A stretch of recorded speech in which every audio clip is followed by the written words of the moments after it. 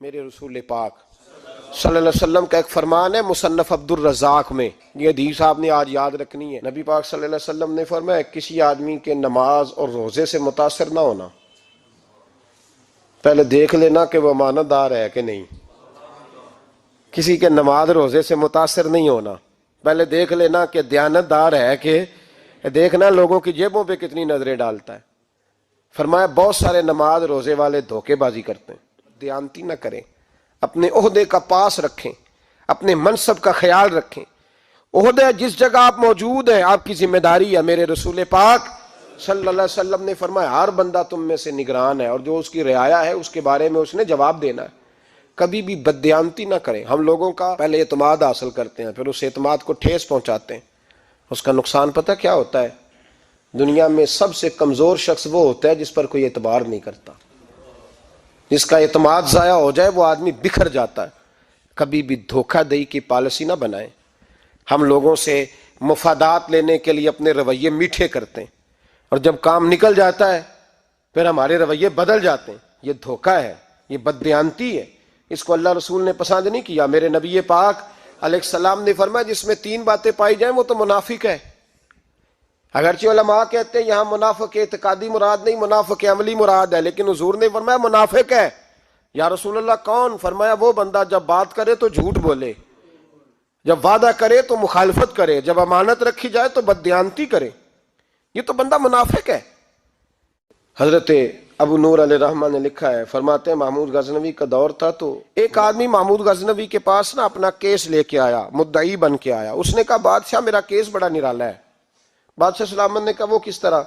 کہنے لگا یہ میرے پاس ایک تھیلی ہے، میں نہ سفر پہ جانے لگا تو یہ تھیلی پوری ہیروں کی بھری ہوئی تھی۔ فلاں علاقے کے جو قاضی صاحب ہے نا، میں جاتی دفعہ میں کہیں سفر پہ جا رہا تھا تو میں ان کے پاس چھوڑ گیا کہ رستہ لمبا ہے، کہیں کوئی مجھ سے چھین نہ لے، ہیروں کی بھری ہوئی تھی۔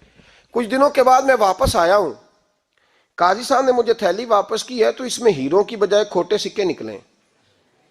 اب میں نے قاضی صاحب سے کہا ہے تو قاضی صاحب تو میرے گریبان تک آتے ہیں، وہ کہتے ہیں بتا کہیں سے پھٹی ہے، کھلی ہے، وہ جس طرح ٹانکے لگا کے تو نے سی تھی اسی طرح لگے ہوئے ہیں کہ نہیں؟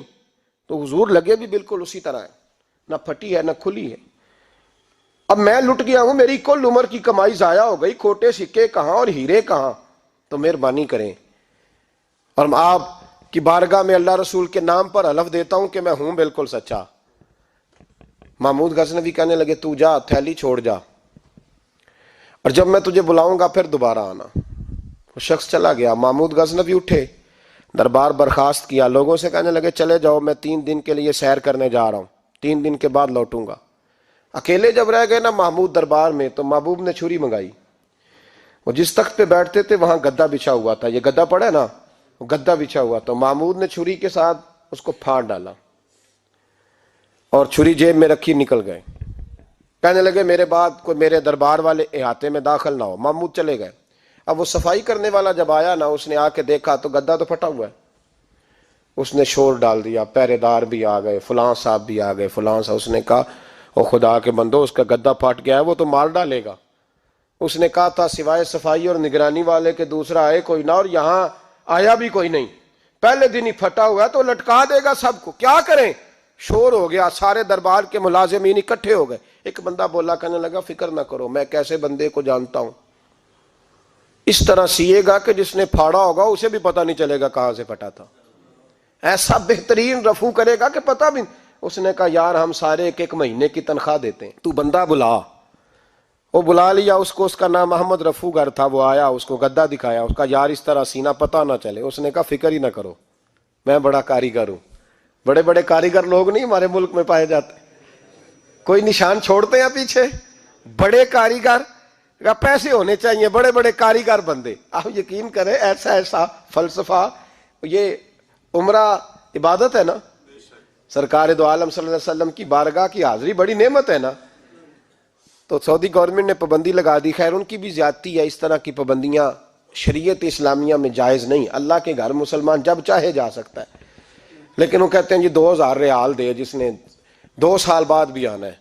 انہوں نے پابندی لگائی تو ہمارے ایجنٹوں نے بھی کئی خاص ٹریننگ حاصل کی ہوئی ہے، پتہ نہیں کہاں سے سیکھ کے آئے، انہوں نے بھی رستہ نکال لیا۔ ایک صاحب سے میں نے کہا کہ جناب وہ 2000 ریال لگ گیا تو کیا کرنا ہے؟ کہنے کوئی مسئلہ نہیں، پاسپورٹ نواں بنوا لو، گنجائش ہے، یعنی ہر شے کا حل ہے۔ وہ میں نے کہا یار اب عمرہ کرنے جاتے وقت بھی بندہ دھوکہ دے کے جائے، اللہ کے گھر جاتے وقت بھی اس طرح کی حرکت کرے، کیا حال ہو گیا؟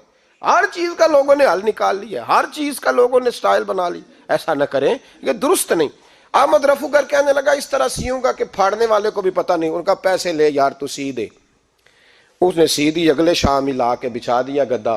تیسرے دن بادشاہ سلامت آئے، آ کے پہلی نظر گدے پہ ڈالی، اس نے بلایا سب ملازمین کو، کہا کس نے سیا ہے؟ کہا جناب کیا ہوا؟ کہا یہ پھٹا ہوا تھا۔ کس نے؟ کہا نہیں پھٹا ہی نہیں۔ وہ کہنے لگے بنو بات، میں خود پھاڑ کے گیا تھا، تو بتاؤ صحیح سیا کس نے ہے؟ کہا جناب آپ پھاڑ کے گئے تھے تو بتایا کیوں نہیں؟ فرمانے لگے اسی لیے تو بتایا نہیں تھا کہ تم خود تحقیق کر لو، بلاؤ بتاؤ سیا کس نے۔ تو بلا لیا، احمد رفوگر آ گیا۔ اس کو جب بلا کے سامنے بادشاہ کھڑا کیا، کہا بھئی تو نے سیا ہے؟ کہنے لگا حضور آپ کے سارے ملازم کٹھے ہو کے آئے تھے، میری غلطی کوئی نہیں۔ کہا نہیں یار تو بڑا کاریگر ہے، میں نے اپنے ہاتھ سے پھاڑا تھا پر مجھے بھی نہیں پتا چل رہا کہاں سے پھٹا تھا۔ اچھا یہ بتا یہ تھیلی جو ہے یہ بھی تو نے سی تھی؟ اس نے کہا جی آپ کے خادم کا ہی کارنامہ ہے، وہ فلانے علاقے کے قاضی صاحب آئے تھے، اس میں سے ہیرے نکال کے تو کھوٹے سکے بھرے تھے، تو مجھے بھی تھوڑا سا حصہ ملا تھا۔ محمود نے سارے گواہ بھی اکٹھے کر لیے، ثبوت بھی اکٹھے کر لیے۔ پھر قاضی کو بلایا، پہلے سارے ثبوت اور گواہ کیس حل کر لیا۔ پھر ہمارے ہاں یہ حال ہوتا ہے کہ مدعی 2-3 ہفتے کے بعد خود ہی ہاتھ باندھ جاتا ہے، کہنا تسی میری جان چھڈو، مجرم پھڑو پاوے نہ پھڑو۔ وہ کہتا ہے مجھے معافی دو، میں رہا۔ ظلم ہے نا، ظلم زیادتی ہے کہ جو بیچارہ اتنے سوال مجرم سے نہیں ہوتے جتنے مدعی سے ہوتے ہیں۔ اب یقین کریں اتنے سوالات ہوتے، بیچارہ ہف جاتا ہے۔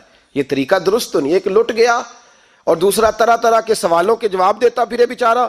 سارے ثبوت اکٹھے کر کے قاضی صاحب کو بلایا، تنہائی میں لے جا کے محمود غزنوی نے کہا قاضی صاحب آپ سے غلطی ہو گئی، غریب آدمی تھا، وہ لٹ گیا ہے، اس نے تو بڑی مشکل سے کچھ ہیرے جمع کیے تھے اور اس کی کل کائنات تھی، تو آپ اس کا مال اسے دے دیں، بات ختم۔ قاضی صاحب کہنے لگے آپ مجھ پہ الزام لگا رہے ہیں، سوال ہی نہیں پیدا ہوتا۔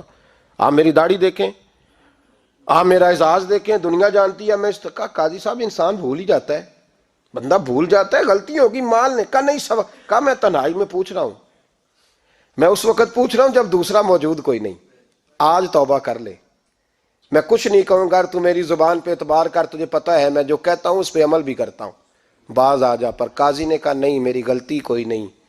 محمود نے پھر بڑے دربار میں بلا لیا، مجمع عام میں۔